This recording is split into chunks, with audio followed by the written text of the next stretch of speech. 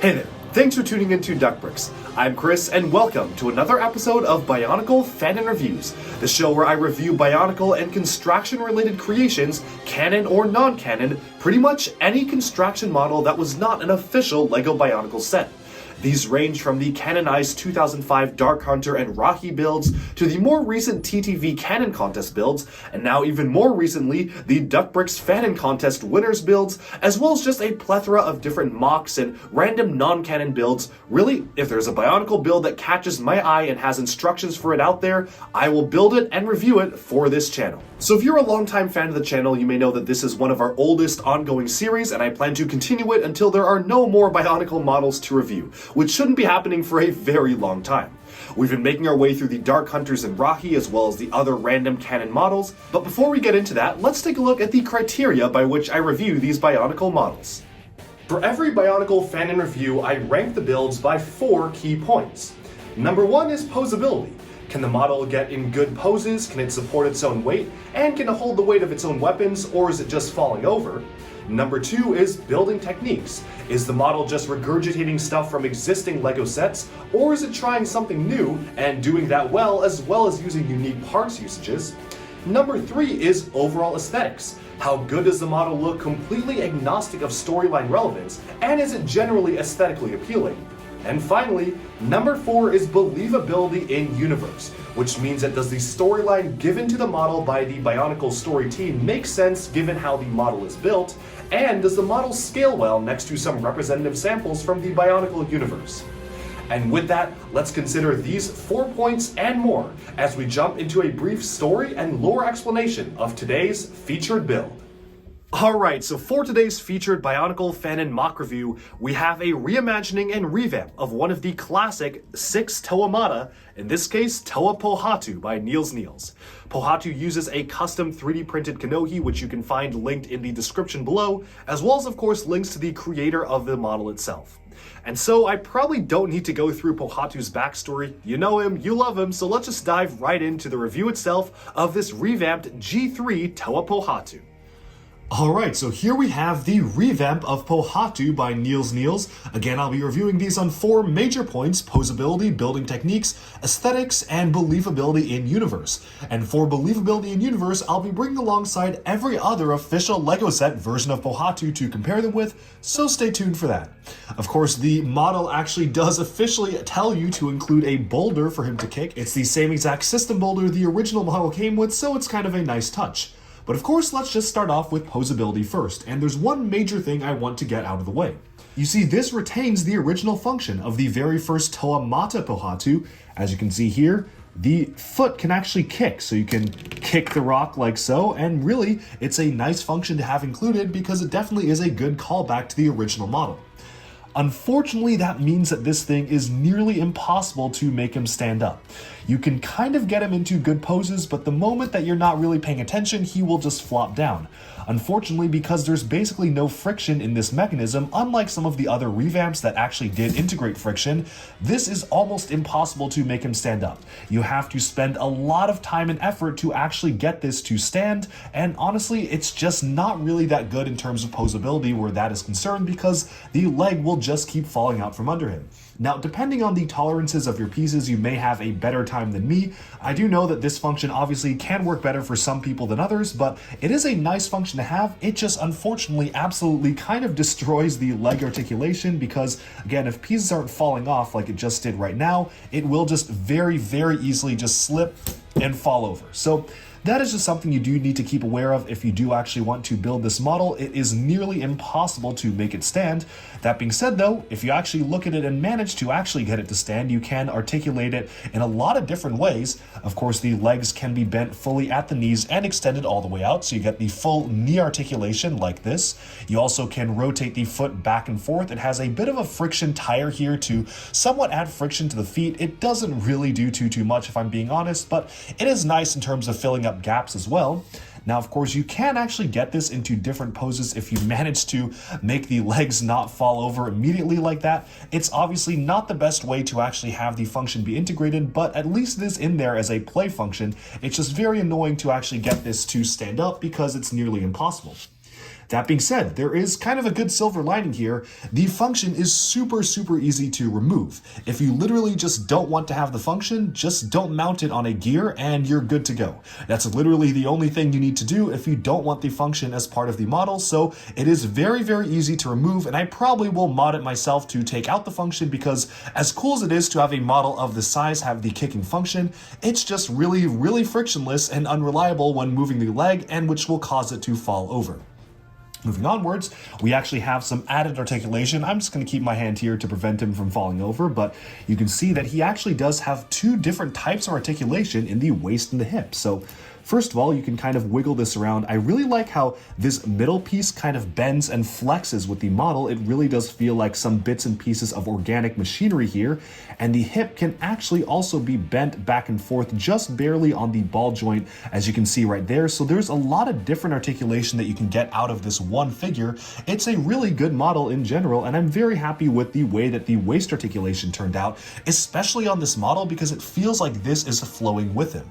So posability speaking, the way the arms are constructed does leave a little bit to be desired. As you can see here, there's nothing really actually stopping the arm from just moving outwards from this point here, which can make it really easy to accidentally just bend outwards and just get positioned wrongly in the wrong area, because again, this is not actually attached onto the ball joint in any way that actually has a lot of friction. You can just really bend this backwards, and this is really the only part that's actually connected to the ball joint. So super easy to just accidentally knock the hands out of the way, although I guess you can kind of count it as a bit of posability. It's just a bit of a strange joint placement. That being said, I am pretty happy with the hand positioning here. It's a really unique build that actually adds a good amount of texture to the arm here using this dark orange CCBS piece. And of course, you can actually articulate the fingers like the original Toa Mata hands sometimes were moving in some animations and comics and whatnot. You can actually move them around on this model itself. So he's fallen over again, but the last thing I do want to note here is the head. The head is actually mounted on a slight extension piece with the CCBS element right there, so you can actually move the head all sorts of different ways. There's nothing stopping you from moving it in pretty much any direction, so I'm pretty happy with that. With that though, we've basically summed up the posability of this model. Again, really could have used a lot of improvement for the legs themselves, but everything else is generally okay. Moving onwards, let's now talk about the building techniques. And so the first thing I do want to point out is that I am incredibly impressed by the sheer amount of different variety in the building techniques of this model, as well as pretty much all of the other Toa themselves. So as you can see here, the lower legs are just so densely packed with different Technic pieces, different layering. You've got a few references to the original Pohatu Mata set with these exposed Technic pins, which intentionally are supposed to be sticking out like spikes, so those were there on purpose. I just really think it's a good blend between using some system studs as embellishments, as well as just blending together these CCBS pieces as well as the original G1 Bionicle pieces and Technic. It's a really neat blend that, especially for Pohatu, he has some really bulky lower legs. These really feel like he has some very powerful kicks behind him. He can really stomp, have his big foot pressed down. Really, the only major complaint that I do have is that pretty much the entire lower foot is just held by one single axle, so it's really easy to accidentally knock this off, especially on the kicking leg. I had a lot of problems keeping this on. Again, everything is just connected with this one thing, so nothing's actually securing it on. Really, that's the only complaint building techniques wise. You would not see that in an official LEGO set, but overall it generally still does work fairly well, and I'm pretty happy with the amount of articulation. As you can see here, the upper legs are also completely custom made out of specialized Technic pieces, so it's really nice to see that as well. And again, as I just mentioned with the upper arms and the lower arms, I do actually like the usage of different Technic elements to add some texture and mechanical detailing to the arms themselves, especially when we're not using just the standard Bionicle G1 pieces and really just building everything out of Technic. That being said, there is one kind of minor thing I do want to mention. If you may notice, there is a piece of string that is literally holding this piece in and preventing it from flopping outwards. It is very easy to get this piece of string dislodged. It's really just attached on the back here. There is just the standard LEGO studded spring there, so it's a really nice piece, and it definitely does work in terms of adding a little bit of texture there, as well as keeping this piece in, but it's super easy, especially when you're articulating the waist here, to just cause it to flip outwards when you're bending this all around. As you can see, it's already kind of coming off. You have to keep pushing it down to make sure it doesn't come off, because then again, this will just fall right forwards. Moving onwards though to some of the other building techniques, again, if you take a look at the way the waist and upper torso is built, one thing I really do appreciate about this model is that it does something completely different even compared to the other TOA revamps we just reviewed before. Sure, it's using some of the same sensibilities, like using this longer piece right here to act as the main joint attaching the upper torso to the lower torso, but the way that they have the pistons set up is that they just have the LEGO Exoforce robot claw pieces here. This is actually a much more stable technique than some of the other models, as well as just including these CCBS pieces that kind of almost act as continuations to the pieces themselves. They obviously do not connect to these as quote-unquote actual pistons, but I really like the attention to detail when layering these different building techniques. And of course, you do have some system pieces on the back as well, just to add a lot of extra detail to this model. And so that really does sum up the building techniques. I do want to mention that the mask itself is supposed to be dark orange. I unfortunately was not able to find dark orange spray paint, nor was I able to find dark orange 3D printer filament. So I just went ahead and used the wood filament that I had on me. This is actually made out of a percentage of real wood, which is pretty cool, which is kind of what gives it the brown color, but it definitely is not the exact color for this. Although I do feel like it's a good mask choice in general, and it doesn't necessarily detract too much from the model. If you do want to download the 3D model of the mask, do check out the link in the description below as well.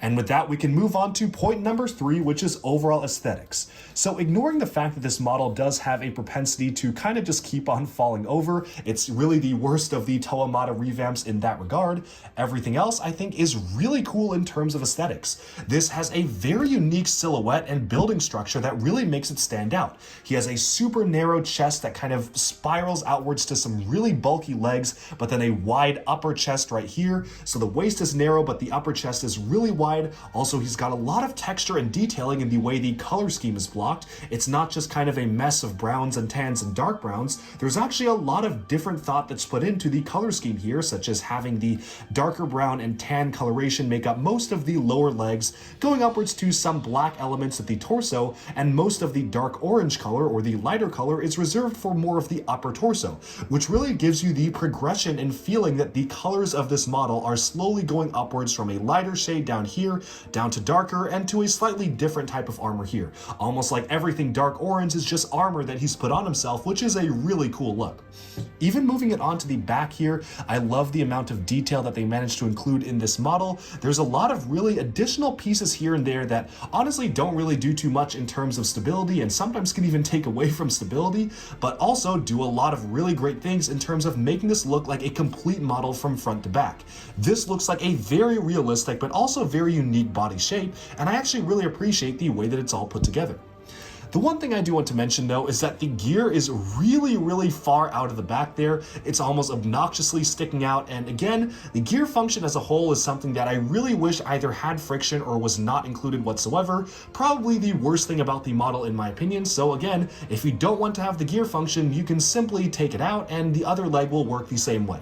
This is just kind of here as a bonus if you do want the gear function, although I will say that there probably was an easier and slimmer way to attach the gear on the back to actuate it, because as it is right now, this is sticking out really far just to make him kick his leg. With that though, I think it's now a good time to move on to our final point, point number 4, which is believability in universe. And to do so, we're going to bring alongside some of the many Pohatu LEGO sets they've released over the years. So first of all, we have Pohatu Mata from 2001. This is the model he is based off of. As you can see, Pohatu Mata also had a kicking function, also had no friction, but because the model was small enough, it didn't really matter in terms of the posability. He wasn't going to be falling over because he was such a small model to begin with. We also have the Pohatu Nuva model from 2002. This one retained a walking function or running function this time, again because the Kanohi Kakama is the mask of speed, so it makes sense that they would actually have both of the legs be moving like he's running. Next up, we have Pohatu Fantoka from 2008.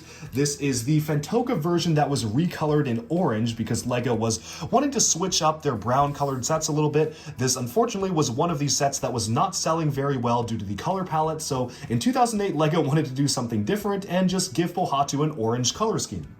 You can also see his other alternative version, also from 2008. This is the form he transformed into to ride the battle vehicles, specifically the green-colored vehicle in the rear of 2008. Of course, in Bionicle G2, we also got a few more Pohatus. First of all, we have the 2015 Pohatu Master of Stone model. That's this guy right here, which introduced the dark orange color scheme to Bionicle. And then we have the subsequent follow-up in 2016. We received the Pohatu Uniter of Stone model right here. Currently, he is paired with Katar Creature of Stone, and I've done a few mods of myself, but as you can see, he actually also introduces the dark tan color scheme to correspond with dark orange. So the one thing that I really love about this model in particular is just how well it blends different eras of Bionicle.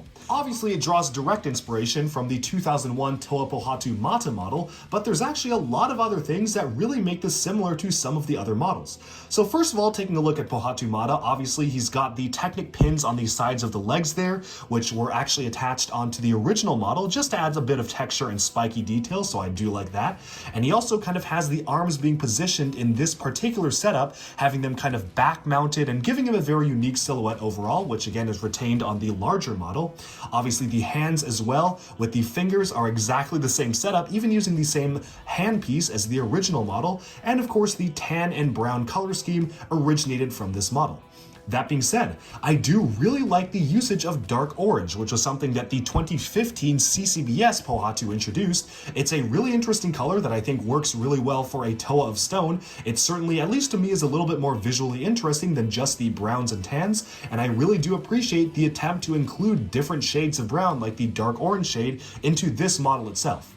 Even compared to the 2002 Toa Nuva model, there are some spikes on the sides of the arms, just like he has here, and while there aren't a lot of direct references to the 2008 model, at least in terms of the body shape, you can see that the 2008 Pohatu has a super wide upper torso and a very skinny waist, and hey, as you guessed it, that is exactly the kind of silhouette this larger version of Pohatu has, a very wide upper torso and a much skinnier waist. So pretty much everything from every different iteration of Bionicle has been drawn into this model, which is something I really do appreciate. I really like how this feels like a culmination of different LEGO building styles, building techniques, and really just altogether feels like a fantastic revamp of the Pohatu character. So for believability in universe, I'm going to give this model a 10 out of 10. And with that, we can now move on to the other points on this review. So I want to start off with the posability, and unfortunately posability is going to kind of take a hit here, especially because it's literally almost impossible to make him stand up straight with the gear function. That is my one major complaint with this model. I just wish it was easier to make him stand up and get him into different poses, because otherwise this is a really good looking model. Add to the fact that sometimes when you pivot the waist around, the string holding this piece in can kind of get loose, and there's just a few issues with posability that ultimately bring my score down to a 6 out of 10. Obviously, this is kind of in comparison to the other Toa. It's certainly a lot better than some of the other Bionicle models we reviewed on this channel. It certainly is one of the most advanced ones. I just really feel like it could have been greatly improved by just allowing you to pose him with the legs without him just continuously falling over due to no friction in the gear mechanism. Again though, it is just a LEGO model, so if you don't like it, just remove the gear function and you're gonna be good to go. Moving onwards to building techniques, I am very impressed by the amount of different technical details scattered throughout this model. I love the way the legs are constructed as well as the arms, even the torso, everything just working together to have a really great build. That being said, not everything is perfect. I did mention the major complaint that I had with the string element that is just holding in this loose piece right here, continuously falling out if you pivot the waist, causing you to have to really fiddle with the model to reattach it. Kind of annoying having to reattach that string every time. And of course, with the gear function here, I'm sure there was maybe a way that could have added in friction. I don't really know of one off the top of my head, but I wish that there was some way that could have added in some friction to that particular model, because that is one of my biggest complaints with the way that this is built. Otherwise, I think this is a pretty faithful representation of a revamp for the original Toa Pohatu Mata set. Of course, there are some minor things and quibbles that I have with the way the arms are built that allows not a lot of friction in the upper arms, but for the most part, I'm very happy with the model as a whole, and so Building Techniques is getting a 7 out of 10 for me. Really only drawn back by this right here, some of the non-friction areas here, and the string. But moving on to the overall aesthetics of this model, Basically, like most of the other Toa model revamps, yeah, this is gonna get a 10 out of 10. This absolutely is more of a display model than a play model, especially compared to some of the other Toa, because this one really can kind of fall apart when you play with it. Obviously, he just barely stands up anyways, and the string can also get out of touch, so this is absolutely meant to be more of a display model, and for a display model, it looks really good. Just look at how cool and striking he looks alongside the other Toa. I really appreciate the attempts to diversify the color scheme with the introduction of dark orange, which obviously is not something the original Pohatu Mata had, but is a welcome inclusion to this model's color scheme. And all in all, the color blocking is incredibly impressive for this model, and it really does feel like the Toa of Stone come to life. But with that, we have summed up our review of Pohatu Toa of Stone. Let me know down in the comments below, do you like this model, do you dislike it, and are you planning on buying the instructions and building it yourself? Be sure to stay tuned every 2 weeks for a brand new Bionicle fan and review. We've got a few Toa left, so stay tuned for them. Thank you all so much for tuning in, and I hope you enjoyed this video. Bye bye for now.